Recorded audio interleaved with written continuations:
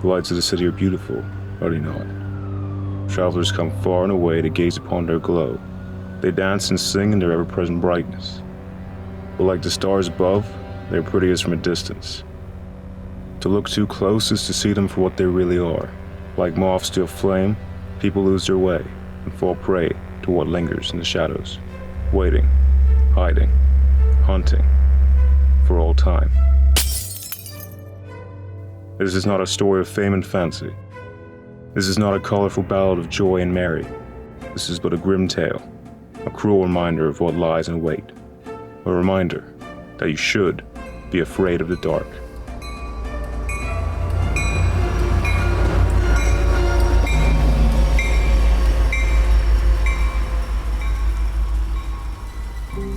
The stench of the city, as of all cities, is something never addressed in poems or tall tales. They are brushed to the side, out of sight and out of mind. But for Damien, the stench is something he cannot ignore, and it will cling to him for quite some time. He found himself in a back alley outside of a cheap motel, hand bleeding and soot blackening his fingernails. His skeletal hands shake as he utters the words, those awful words, to find what he's looking for. Faith, F.M. Wolves. The wind picks up as his head thrums. His hand burns and Damien clenches his teeth to prevent himself from screaming. Moments like these, Damien often wonders how he got in this mess. He woke up at 2 a.m., leaving his decrepit apartment in search of food or drink, or something. Damien can no longer remember. The rain lashes down, soaking him to the bone. His black peacoat grows heavier as water trickles down his hat. Damien's not exactly the type of guy you'd want to notice. He's a frail, disturbed-looking young man with haunted eyes and dark hair. The stench of booze reeks off his clothes. Getting caught in the rain is the first shower he's had in days. He's miserable, cold, and hungry. He just wants to get this damn thing over with. Then, he hears it. He stops in his tracks and turns. He sees her, this girl in a white dress standing in the middle of the road, screaming her lungs out. Cheap dress torn, shoes missing, mascara rolling down her cheek. One car mows through her, then another, and another after that. Traffic resumed normally as their spirit phased through the vehicles, drivers completely unaware of the horrifying scene occurring in front of them. For as long as he could remember, Damien could always see ghosts, the freshly dead, those too angry to move on, those too hurt to find their way. And so they scream, they cry, and they lash out, futile attempts to understand why. Why did it happen to them? Damien looks away, staggers forward, head low. The screaming continues, and he's the only one who can hear it.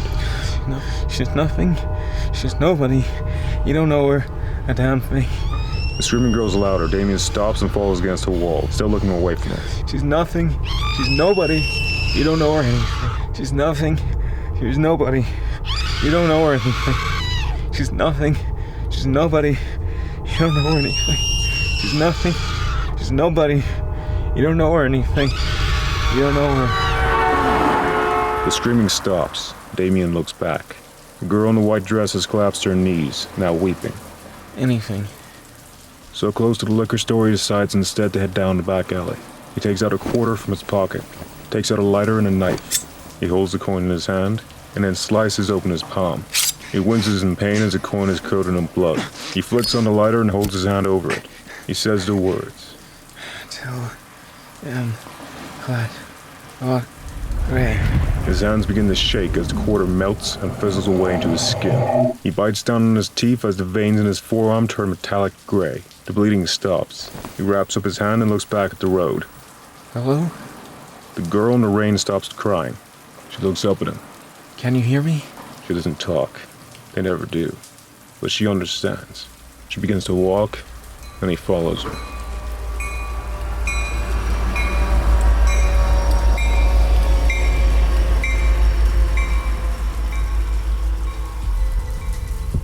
He finds himself in the back alley of a cheap motel, dark but for the red neon shining down above him. There's no tape in the alley, no crime scene.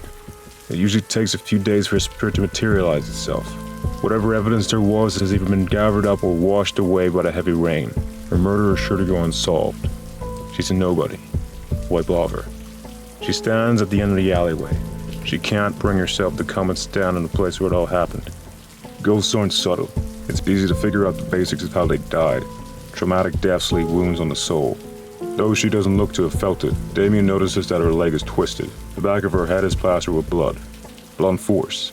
She was beaten to death. Damien looks back and forth between the alley and the girl, gesturing to areas that her body could have laid in her final moments. It takes a while, but she's able to point it out. Okay, so you died by this dumpster. So you died by this dumpster. Damien looks up to the motel. Even in the early hours of the morning, the motel is overrun with violent yells between men and women. And if it's that loud all the time, nobody would have heard you scream. He looks back at her. He focuses. Why would anyone kill you? She's a working girl. He must have been on the block. Came down with a customer. Did he kill her? Or maybe someone else? It's not enough. It never is. He walks towards her, looking over her once more. Bruises, cuts, anything that could help. Skin is scraped along the back of her right shoulder, grained when she was pushed against a brick wall. Break of skin, must be a little bit of blood somewhere. Just a little bit, but the rain didn't wash away. Second time today, Damien has to rehearse his incantations. The ore from his quarter dribbles down his arm. The veins in his head turn gray. It hurts like hell, but with it, he has a connection. He walks down the alley, his fingers dragging along the wall. The blood residue will be microscopic at best, but it just might be enough. It takes a minute to find it, a little smudge lodged in between the cracks. He stands back, takes a deep breath. Moving forward, he reaches out and calls to it. Gloob. A crimson raindrop emerges from the wall and floats forward, reaching out to touch him. He sees everything. The rain, the stench, the heat. Pushed against the wall, wind knocked out of her. He punches her in the stomach. The heat, his breath. She's trying to claw away, but he's too strong. She's struggling to breathe. He's struggling to... Damien lets go. He's hyperventilating again. Too much, all at once. He can't watch someone die. Not again.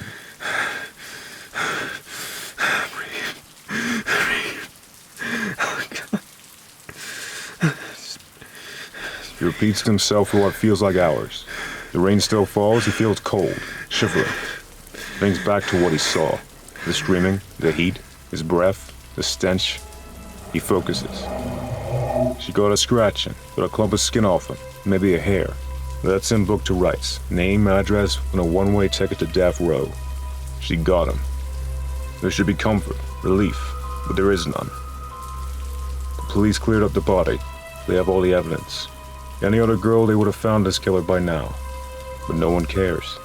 No one ever does. But maybe because they didn't care, they got sloppy. They left things they shouldn't, like a fingernail. The girl had long, orange acrylic nails. Big things like those, clawing away at him.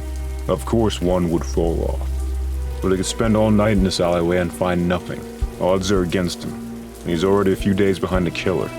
He has no choice. He needs to see the whole thing. Damien calls to the blood once more, breathing steady. The crimson droplet hovers in his palm, sends down his forearm, and is absorbed into his metallic veins. The images come back. She's marching down the alley, fumbling through her purse. She hears a noise. She turns, too slow. She's pushed up against the wall. There's a scream, but the wind is knocked out of her. She tries to claw his eyes out. He punches her in the face. Head knocks back against the wall. He starts choking. She gets loose, starts running, but not fast enough. He catches her, throws her against a dumpster. She bangs her head real hard. She goes to get up, but he hits her again, and again, and again, and again. Tears run down Damien's face. That's all he needs to see.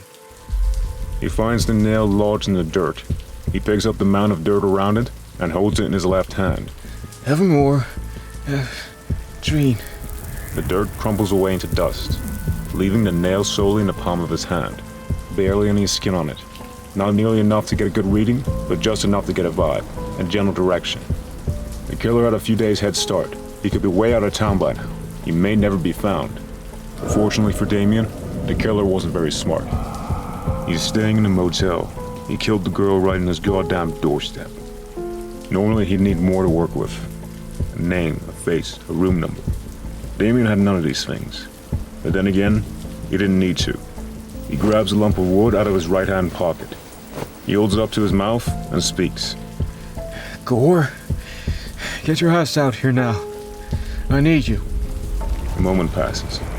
A shiver grows down Damien's spine as he turns around. He sees it. A towering man in an expensive yet tasteless suit and a pencil-thin mustache that's aged horribly. The slightest bit of stubble grows around his jowls. Dark hair slicked back as the hat hides the massive gunshot wound in the back of his head. His eyes are blank. Damien looks at him as the towering ghost breathes heavily. Yeah, I know it's late. Well, it's not like you're busy. You're dead. So is she. Damien points down to where the girl is standing. She looks nervous as Gore looks upon her with his pale eyes. He looks back at Damien. Your killer's in there. I need you to go find him. Damien holds up his right hand. Metallic gray leaves the veins in his head as they descend down his arm. The quarter rises out of his hand, now bent and rusted. He tosses it aside, picks out a scalpel from his left-hand pocket, and once more cuts open the palm of his hand. Tell me he's a girl boy. He holds his hand above his face and allows for a few drops of blood to fall directly into his eyes. His eyes roll back into his head. Gore's blank eyes gain pupils. He looks down at Damien, who's looking up into the sky as the rain continues to fall. Gore floats into the motel.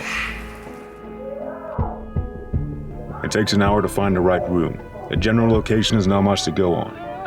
The ghost witnesses many ungodly sights, but it's only till he reaches the 5th floor that he finds what he's looking for. The stench is the first clue. Gore enters the room on the bottom left corridor. The room is a mess. The man is fast asleep, snoring heavily. He's deeply unattractive and gross. Gore floats a little closer. The scratches on the man's face. It's the killer, no doubt, but it's not enough. They need something.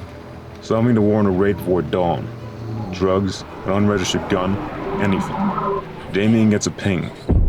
A series of violent images, more vivid than before. She's crawling. He's breathing heavily. She can't breathe. He can't. Damien feels the blood flow down his lip from his nose. Too much, all at once. He can let go of Gore or the visions. He chooses the latter. The coin is gone, but the remnants of the spell are still in his bloodstream. If the spell were still active, it would be a weak aura, which means that somewhere in this room there must be something strong enough to trigger it.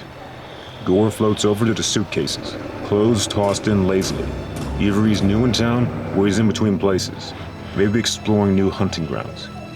Wait. By the bedside counter, he finds it, a lock of hair. He had to take a trophy, a piece of her. He just couldn't resist. She got him.